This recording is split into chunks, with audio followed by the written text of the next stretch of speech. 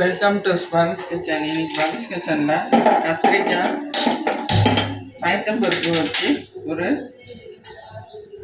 புளிக்குழம்பு செய்யலாம். அதுக்கு 4 ஸ்பூன் எண்ணெய் ஊற்றிருக்கேன்.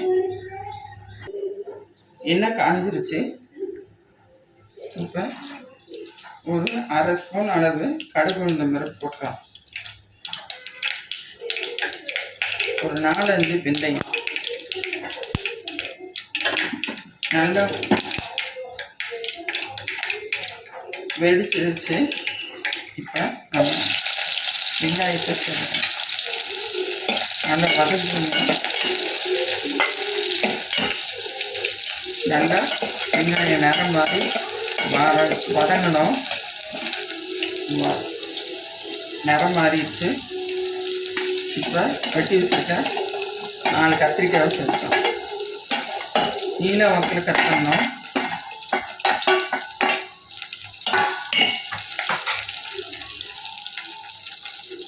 ஒரு 1.5 ஸ்பூன் கல்லுப்பு,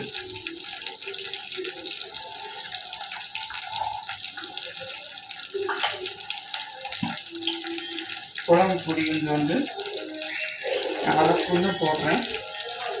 காரத்துக்கு தக்கத்து நீங்கள் சேர்த்துக்கோங்க. 1/4 ஸ்பூன் மஞ்சள் பொடி,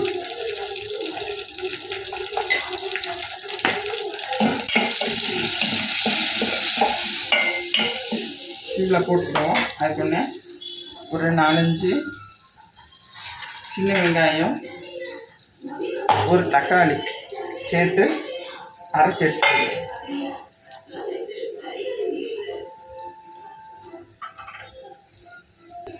கத்திரிக்காய் நல்லா வதங்கிட்டு இப்போ அரைச்சி வச்ச விழுதை சேர்த்துக்கலாம்.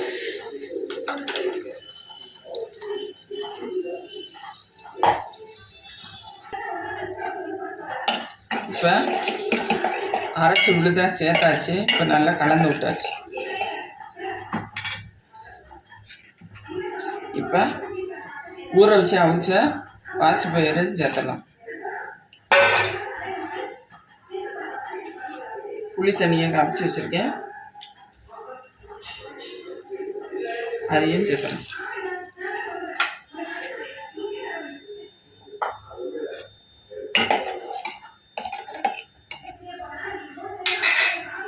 இப்போ மூடி வச்சிரும்.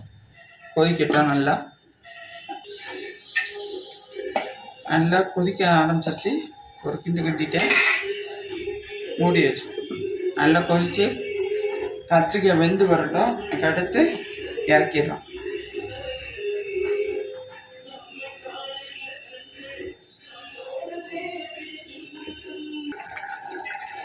நல்லா கொதிச்சு வந்துக்கிட்டு இருக்கு. பாருங்க,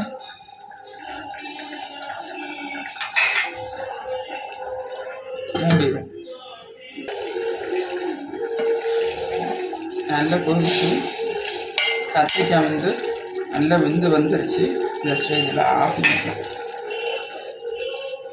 அதுக்கு முன்னாடி ஒன்று, நாளைக்கு எத்தனை பேர்த்துக்கு ரொம்ப இம்பார்ட்டண்டான டே அப்படின்னு சொல்லுங்கள் பார்க்கலாம்.